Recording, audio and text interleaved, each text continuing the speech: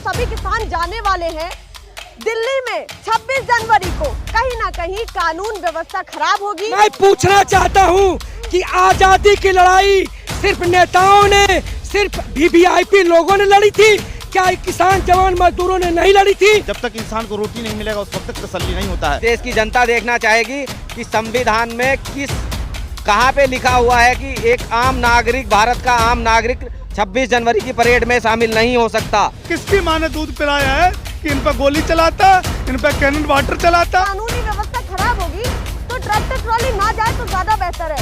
एक तरफ किसान है और दूसरी तरफ जवान है। क्या भारतीय परेड, गणतंत्र की परेड सिर्फ नेताओं और वीवीआईपी कारपोरेट घराने के लिए है? ये जो है जितने भी लोग हैं सबका आंदोलन है। आप कहते हैं कि हम पिकनिक मनाते हैं। जी हाँ, अगर इस रोडों पे जो पत्थर की है इस पर सोते हैं तो जी हाँ ये पिकनिक है। मोदी जी को भगाएंगे। पहले लड़े थे गोरों से, अब लड़ेंगे चोरों से।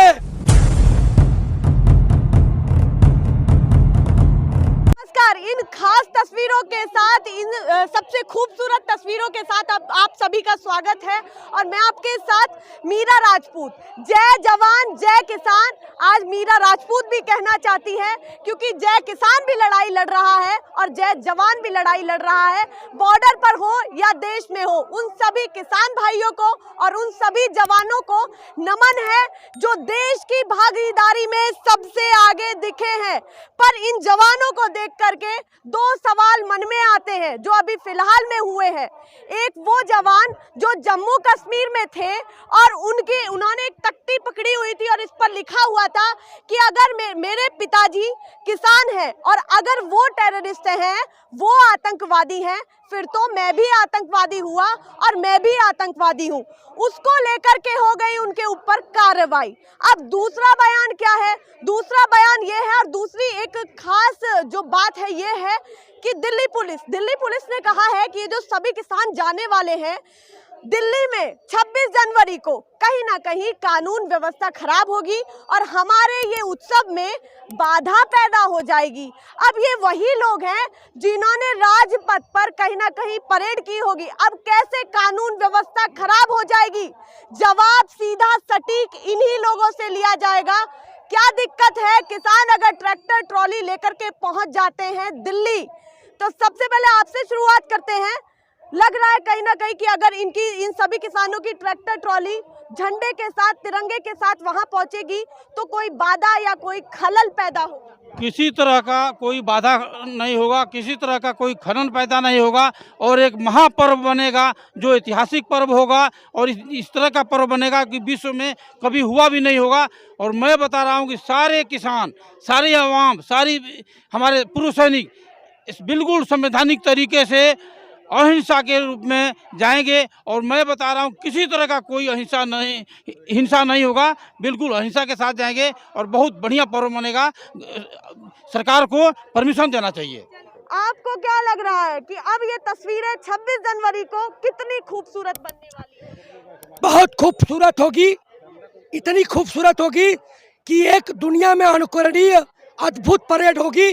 निश्चित रूप से उस दिन हम जवान और किसान जाएंगे। अभी मैंने पेपरों में पढ़ा है कि उन्होंने जो परेड है उसको कम कर दी है। झांकियां जो जाके वहां रुकती थी, आम जनता के लिए देखी जाती, उसको मना कर दिया है।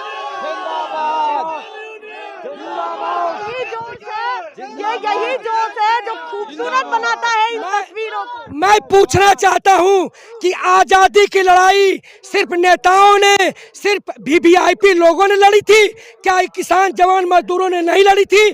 क्या भारतीय परेड, गणतंत्र की परेड सिर्फ नेताओं और वीवीआईपी कारपोरेट घराने के लिए है, हम लोगों के लिए नहीं है? कौन सा उस संविधान में कानून है जिस कानून के तहत हमें रोका जाएगा? मैं देखूंगा माननीय सुप्रीम कोर्ट को। आज उन्होंने रेलवे खरीदा, रेलवे बेचा, हवाई जहाज बेची, आज आपने जो है न्यायपालिका को बेच दिया। आपने उन 4 सदस्यीय टीमों में जो कानून बिल का समर्थन करते थे उनको रखा। आज इस पूरी भारतीय जनमानस का भारतीय न्यायिक पालिका की तरफ से पूरा विश्वास उठ गया है। पहले लोक बड़ा है फिर तंत्र, जन बड़ा है फिर तंत्र। निश्चित रूप से अब उस गूंगी बाहरी सरकार को जाना ही होगा।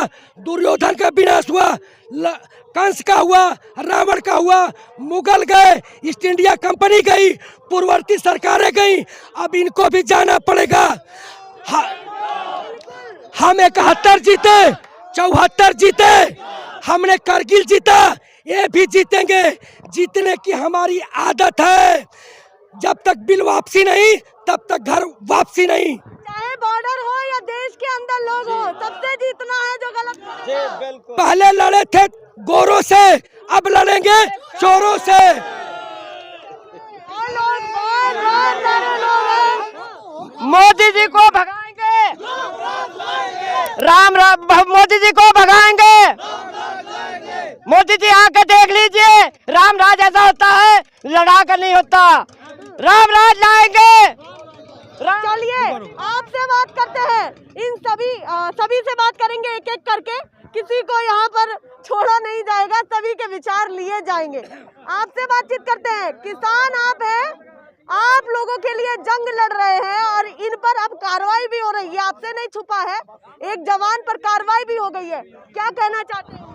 मीरा, अब ये लड़ाई जो है अब असली राष्ट्रभक्त और नकली राष्ट्रभक्तों की लड़ाई है। एक तरफ किसान खड़ा है और एक तरफ जवान खड़ा है, और एक तरफ हमारे देश में वो छलिया प्रधानमंत्री है, वो नौटंकीबाज प्रधानमंत्री है। अगर इनके पास जाता है तो नकली ड्रेस पहन के नकली राष्ट्रभक्त बन जाता है, और एक तरफ हमारे किसान के पास जाता है तो ये बोलता है कि मैं गरीब परिवार से आया हूँ, मेरी माँ गरीब थी, मेरी माँ ने बर्तन धोए थे और मुझे चौकीदार बना दो।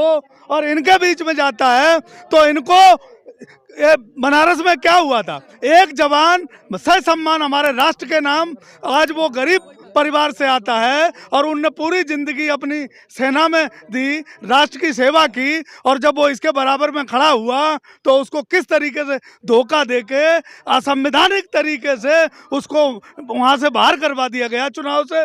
तो मैं ये कह देना चाहता हूँ कि लड़ाई अब असली राष्ट्रभक्त और उन नकली राष्ट्रभक्तों की है। और रही बात 26 जनवरी की, ये देश का किसान खड़ा और देश का जवान खड़ा है, ये तिरंगा लेके जाएंगे और 26 जनवरी भी जाएंगे। ये देखता हूँ कि किसकी माँ ने दूध पिलाया है कि इन पर गोली चलाता, इन पर कैनन वाटर चलाता और इनके ऊपर पानी की बौछार करता। ये किसकी हिम्मत है? ये राष्ट्रभक्त, इनका भी उतना ही फर्ज बनता है जितना प्रधानमंत्री मोदी जी का बनता है, उतना ही देश इनका है।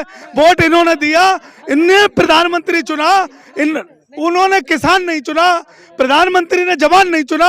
ये अपनी काबिलियत से जवान बनता है और इसे विरासत में अपनी किसानी मिलती है। तो ये राष्ट्रभक्ति असली और नकली की लड़ाई है, ये आगे पता चले। असली नकली की लड़ाई है। अब 26 जनवरी को क्या होगा, एक्सक्लूसिव तस्वीरें आपको भी दिखाएंगे। आप जवान हैं, वो दिल्ली पुलिस है, आप कहते हैं किसान वहां पहुंच जाए, दिल्ली में 26 जनवरी को जाएंगे तो और एक बेहद खूबसूरत तस्वीर वहां से निकलेगी कि जय जवान भी और जय किसान भी, और दोनों वहां पर होंगे राजपथ की परेड में शामिल। पर दिल्ली पुलिस कहती है कि देखिए कहीं ना कहीं कानूनी व्यवस्था खराब होगी तो ट्रैक्टर ट्रॉली ना जाए तो ज्यादा बेहतर है। कितना उचित है उनकी ये अपील जो सुप्रीम कोर्ट तक पहुंची है? जी देखिए, संविधान ने हर किसी को अधिकार दिया है कि वो परेड में जाए गणतंत्र दिवस की। ये अधिकार सिर्फ उन नेताओं, अभिनेताओं या जो राजनीति में बैठे हैं उनके लिए नहीं है। एक आम आदमी ने उनको वहाँ तक पहुँचाया है, उसको भी उतना ही अधिकार है इस संविधान में। और सबसे ज़्यादा अधिकार जवान और किसान का बनता है। तो उनको मैं माननीय सुप्रीम कोर्ट से अपील करना चाहूँगा कि अगर वो इस पे रोक लगाते हैं तो हम भी ये देखेंगे और इस देश की जनता देखना चाहेगी कि संविधान में कहाँ पे लिखा हुआ है कि एक आम नागरिक, भारत का आम नागरिक 26 जनवरी की परेड में शामिल नहीं हो सकता। ये सोचने का विषय रहेगा और देखने का विषय रहेगा। और जबकि हम तो ये चाहेंगे कि एक तरफ टैंक चले और उसके बराबर में ट्रैक्टर चले और ये ऐतिहासिक परेड होगी। तो अब देखना होगा कि अगर इस पे रोक लगाई जाती है, किसानों को और जवानों को रोका जाता है, तो हम भी देखना चाहेंगे, इस देश की जनता देखना चाहेगी कि वो कौन सा कानून है संविधान में कहाँ पे लिखा है जिसके तहत आप इनको रोकते हैं। रोकने की उन्होंने देखिए ये सभी तस्वीरें, एक तरफ किसान है, देखिए यही खूबसूरत तस्वीरें हैं कि एक तरफ किसान है और दूसरी तरफ जवान है।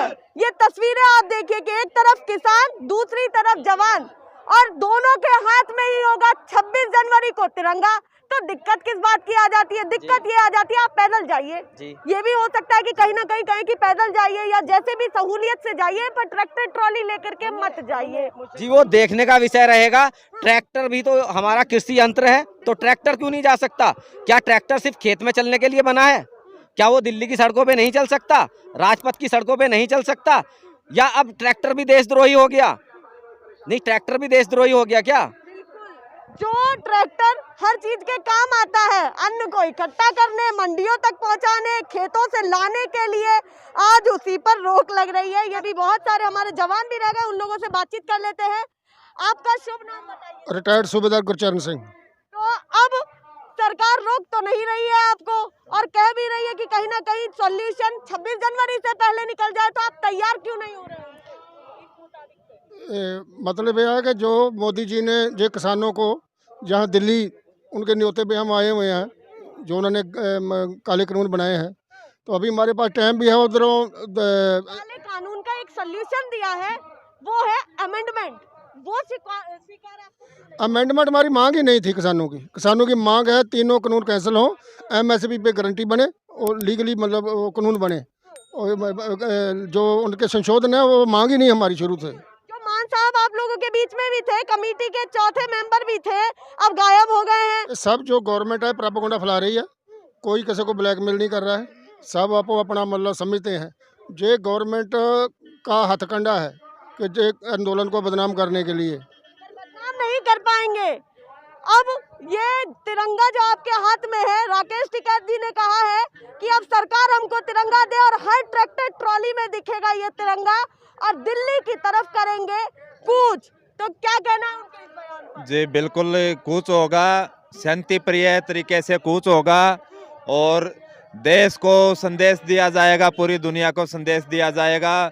अभी जवान किसान मजदूर जाग चुका है देश के अंदर। मैं मोदी जी का भी धन्यवाद करना चाहूँगा कि उसने ये बिल ला करके देश के अंदर अभी तक जितना भी भाईचारा खराब किया था, वो सारा का सारा भाईचारा यहाँ पे एकजुट हो चुका है, और देश के अंदर एक नई व्यवस्था का विस्तार होगा। व्यवस्था परिवर्तन की तरफ देश अभी बढ़ रहा है, और इससे देश को उन्नति मिलेगी, देश आगे बढ़ेगा। आगे बढ़ेगा। हाथों में मिठाई है, अब ये मिठाई क्यों है? ये मिठाई हाथों में क्यों है, और किस चीज के लिए, क्या संकेत दे रही है ये मिठाई? ये तो इनसे भी पूछते हैं। जी आप कहते हैं कि हम पिकनिक मनाते हैं। जी हाँ, अगर इस रोडों पे जो पत्थर की है इस पर सोते हैं तो जी हाँ ये पिकनिक है। अगर हम पॉलिथीन के बैगों में जो रात को जब ठंडा पड़ता है तो पानी टमकता है घुमाइए, तो जी हाँ ये पिकनिक हम मनाते हैं। जी हाँ, हम ये टैंकर खड़ा है, सुबह उठ करके दिखाइए, अगर उस ठंडे पानी में नहाते हैं तो जी हाँ पिकनिक है। अगर जब बरसात होती है तो इस रोडों से हमारी बैरिकों में पानी जाता है तो जी हाँ पिकनिक है। ये पिकनिक हम मनाते हैं, हम जरूर मनाएंगे। क्या ये पिकनिक सरकार को भी जी देना चाहते हैं? जी जो कहती है फंडिंग की बात, ये फंडिंग है। देखिए लोगों की मिठाई, लोगों का प्यार, कोई मिठाई लेके, कोई आलू लेके, कोई टमाटर लेके, कोई चावल लेके हर व्यक्ति यहाँ पहुँचता है। इन्होंने भी, ये हिंदुस्तान का प्यार है, कोई फंडिंग नहीं है, ये हमारी पिकनिक है। भारतीय सांसदों से कह दो ये पिकनिक हम मनाते रहेंगे। जय जवान, जय जवान, जय जवान। हाँ, हमारी महिलाएं भी काफी खुश दिख रही है, उन लोगों से बातचीत भी करते हैं। इन जवानों के लिए, इन बेटों के लिए क्या कहना है आपका? इन लोगों के लिए जो कहा जाए वो कम ही है। हाँ, क्योंकि हमारा देश, बिल्कुल हम कहना चाहते हैं ये हमारे देश की रक्षा करने वाले हैं, और हमारे किसान जो पूरे देश का पेट भरने वाले हैं, उनके साथ ऐसा सलूक हो रहा है। ये मोदी का तो बेड़ा गर्क होने वाला है और कुछ नहीं है। देखिए सबसे पहली बात यह है कि सरकार से हमें न लड़ना है न भिड़ना है, कोई गलत अल्फाज इस्तेमाल नहीं करना है। सरकार हमसे है और हम सरकार से हैं। हमें ये चाहिए कि जो किसान भाई परेशान हाल है यहाँ पे, ये ठंड के मौसम में बैठे हुए हैं, इनके लिए सरकार को चाहिए कोई हल निकाले। इससे पहले एनआरसी का मामला चला, उसमें लोग परेशान हुए। अब दूसरा मामला इसी ठंड के अंदर जो है किसानों का चल गया है। किसान इस तरीके से जो है हमारे लिए है, जिस्म के लिए रीढ़ का एक हड्डी है। अगर ये किसान जो है अनाज ना उगाए तो लोग मर जाएगा तरफ तरफ के। अगर 1 साल के लिए अगर अनाज रोक लिया जाए तो आप अंदाज़ा लगाएं, किसी पार्टी में जाते हैं तो मिठाई खाने से पेट नहीं भरता, सबसे पहले रोटी चाहिए। दुनिया के किसी भी कोने में आप चले जाए, कितना भी अच्छी से अच्छी चीज़ खा लें आप, कितनी से अच्छी अशिया खा लें, लेकिन जब तक इंसान को रोटी नहीं मिलेगा उस वक्त तक तसल्ली नहीं होता है। इसलिए सवाल यहाँ पैदा हो हाँ। जाता है, किसानों के लिए कहा जा रहा है कि देखिए जहाँ आपको अपनी फसल का सही दाम मिले आप वहाँ बेचिए, ठीक। जब किसानों को सही दाम मिल रहा है उसके बाद आ जाती है आम जनता, जिसके पास तक वो पहुंचेगा। अब वो अडानी के साथ टैग पहुंच रहा है तो दिक्कत क्या है, आम जनता भुगतेगी ना। देखिए अडानी कोई भी चीज़ को प्राइवेट कर दिया जाता है तो फिर उससे आप मांग सम्मांग नहीं कर सकते, उससे सवाल नहीं कर सकते। सरकार के तहत अगर अनाज का जो है फंडिंग है, अगर सरकार मदद करती है अवाम की या किसान की, तो उससे हम सवाल भी कर सकते हैं कि बिजली माफ़ कर दीजिए, पानी माफ़ कर दीजिए। लेकिन जब ये प्राइवेट में चला जाएगा तो आज तो कहेंगे कि मैं साथ दूंगा, लेकिन कल को होकर के अगर एक पैकेट भी अगर वो 100 का 500 का अगर 100 की चीज़ अगर 500 में बेचता है तो आपको लेना पड़ेगा, क्योंकि मजबूरी आ जाएगी उस वक्त तक जब तक खाना नहीं खा सकते। हाँ चलिए बताइए। पैदा होती है।